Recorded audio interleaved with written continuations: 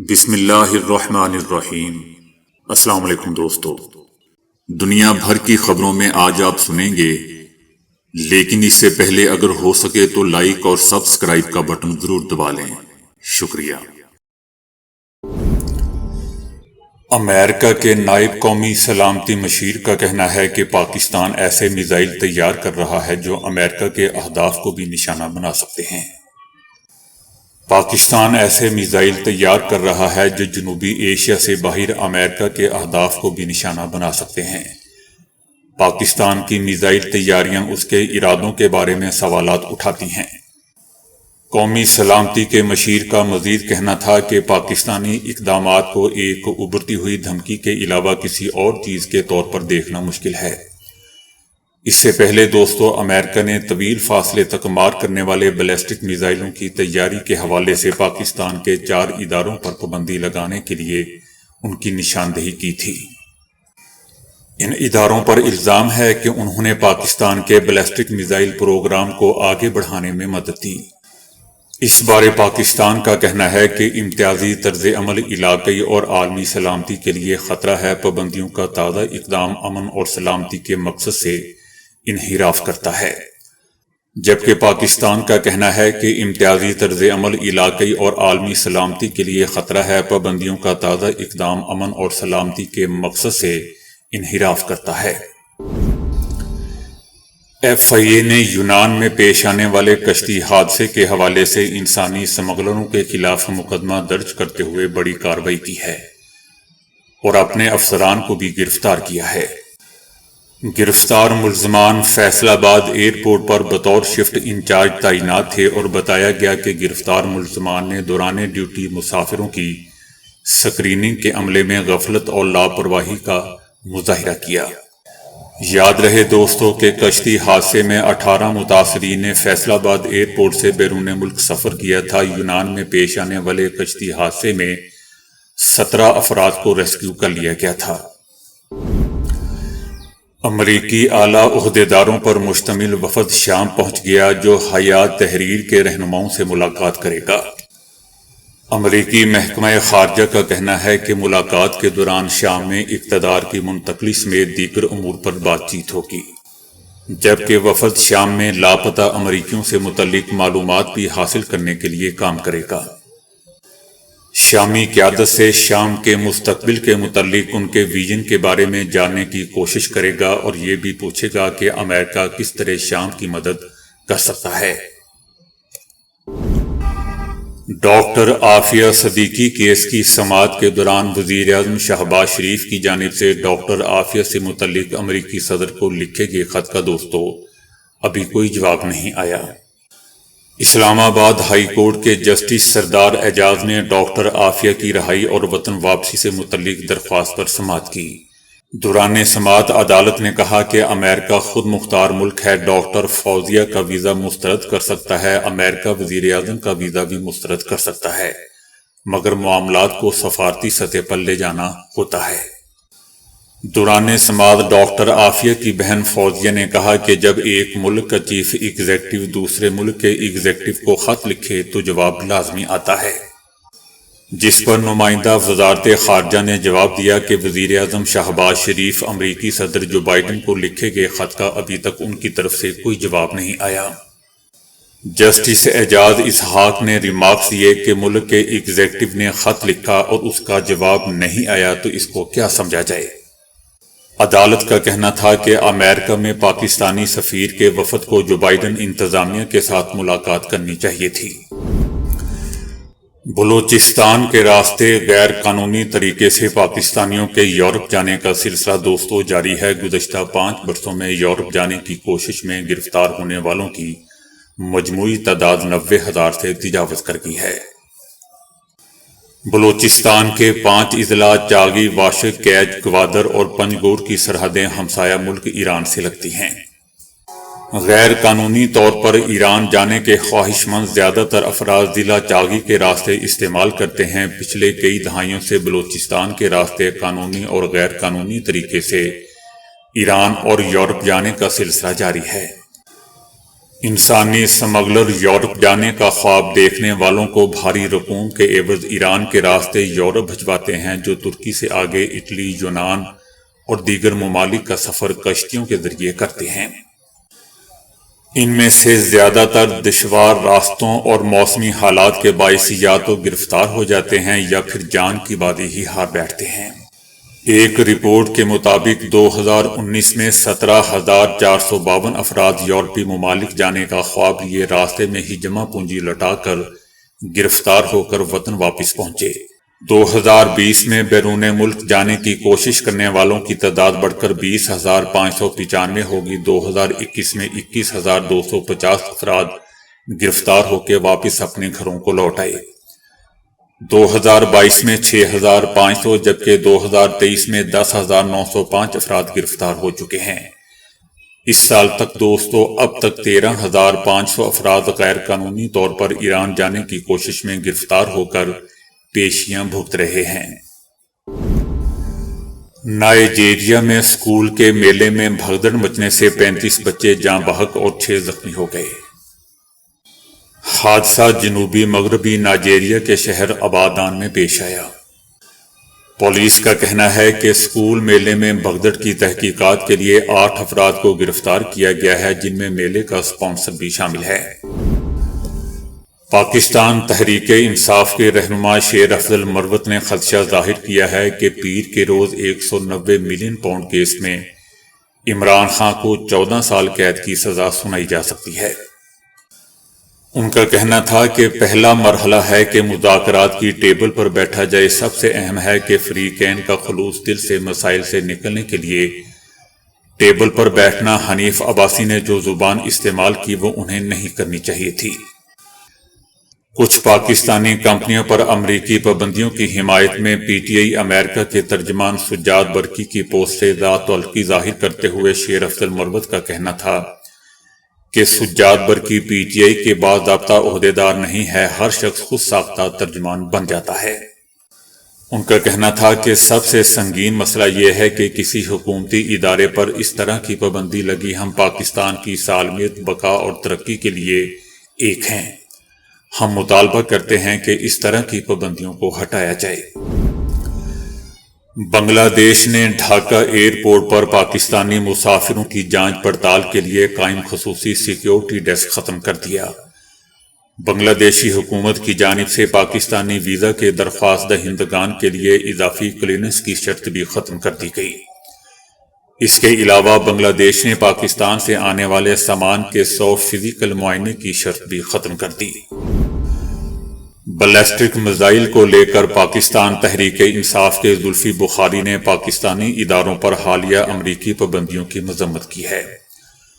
زلفی بخاری کا کہنا تھا کہ پاکستان کے نیشنل ڈیولپمنٹ کمپلیکس اور 3 تجارتی اداروں پر امریکی پابندیوں کی سختی سے ہم مخالفت کرتے ہیں۔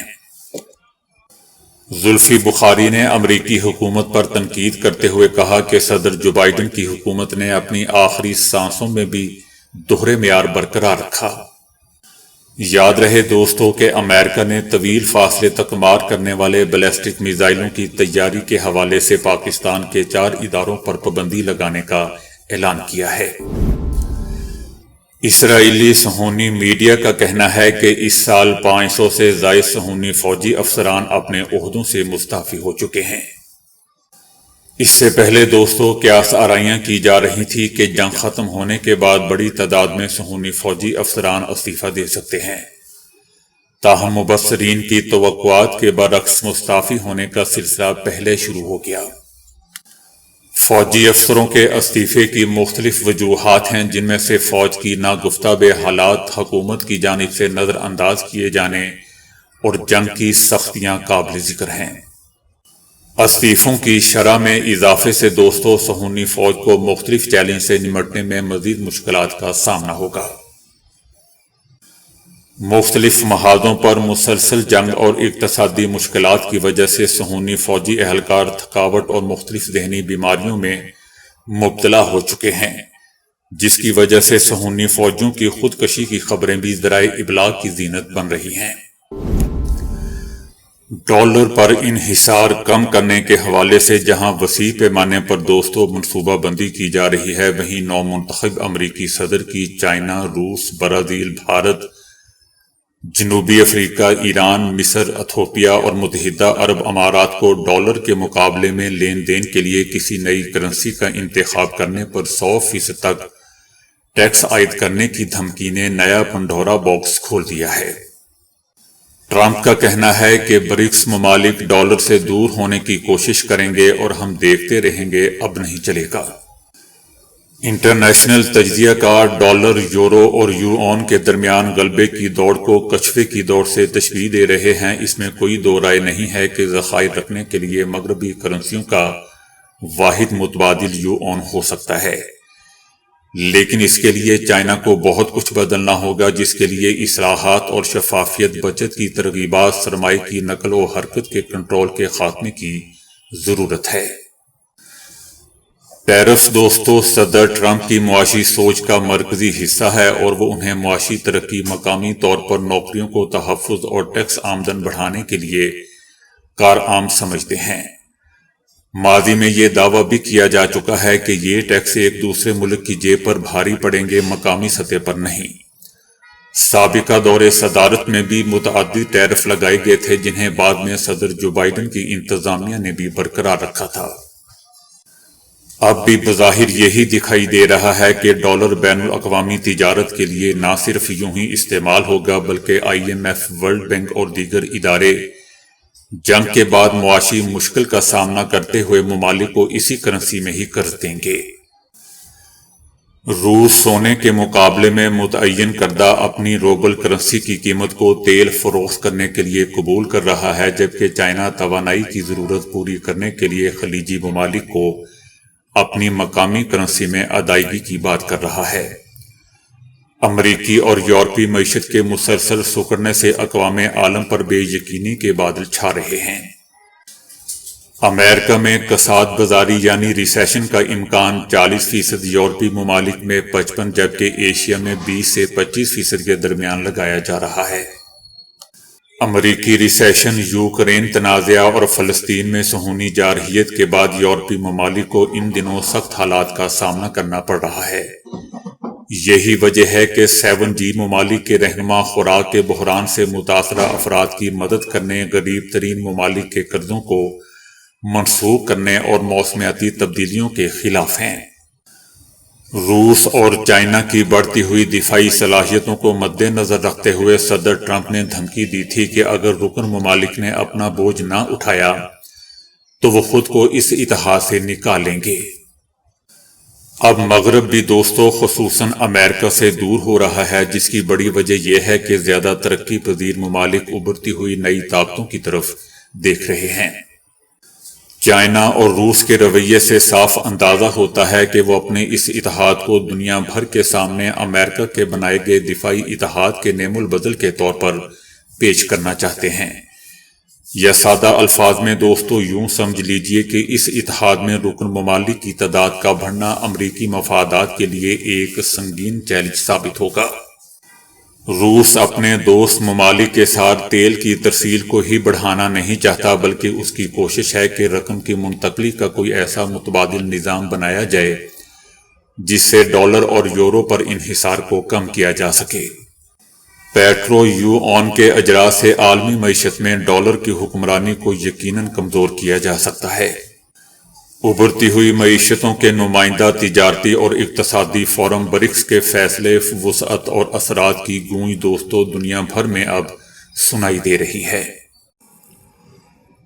انڈیا کی عدالت نے اپنی نوعیت کا ایک انوکھا اور دلچسپ فیصلہ سنایا ہے، جس کے تحت اپنے شوہر کو مارنے والی بیوی بھی شوہر کی پنشن حاصل کرنے کی حقدار کہلائے گی۔ عدالت کے مطابق بیوی کو پنشن سے محروم نہیں رکھا جا سکتا۔ عدالت کا کہنا ہے کہ خاندانیہ پنشن ایک ویلفیئر اسکیم ہے جو سرکاری ملازم کی موت کے بعد اس کے خاندان کو مالی امداد مہیا کرنے کے لیے دی جاتی ہے۔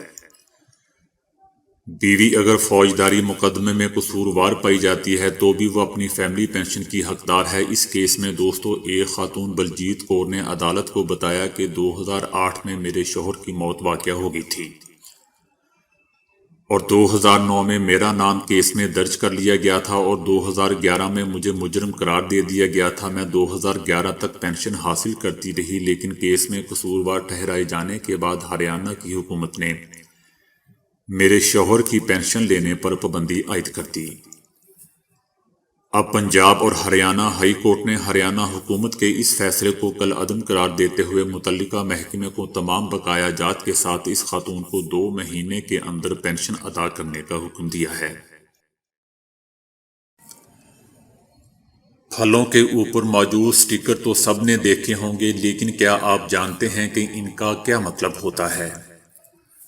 صاحب جی یہ دیکھیں، یہ ایکسپورٹ کوالٹی مال ہے، اس کے اوپر سٹیکر بھی لگا ہوا ہے۔ پھل خریدنے جائیں تو یہ جملہ اکثر ہماری سماعتوں کا حصہ بنتا ہے، لیکن ہم میں سے زیادہ تر افراد اس بات کو زیادہ اہمیت دینے کو تیار نہیں ہوتے، بلکہ پھل والے سے یہ کہہ بھی دیتے ہیں کہ بھائی یہ سٹیکر تو تم نے خود ہی چپکائے ہوں گے۔ اگر اس پھل کے اوپر سٹیکر پر 4 ہندسوں کا کوڈ درج ہو جو کہ 3 یا 4 سے شروع ہو رہا ہو، تو اس کا مطلب یہ ہے کہ یہ پھل یا سبزی زراعت کی جدید ٹیکنالوجی کے استعمال سے بنائی گئی ہے اور اس میں فرٹیلائزر کا بڑی مقدار میں استعمال کیا گیا ہے۔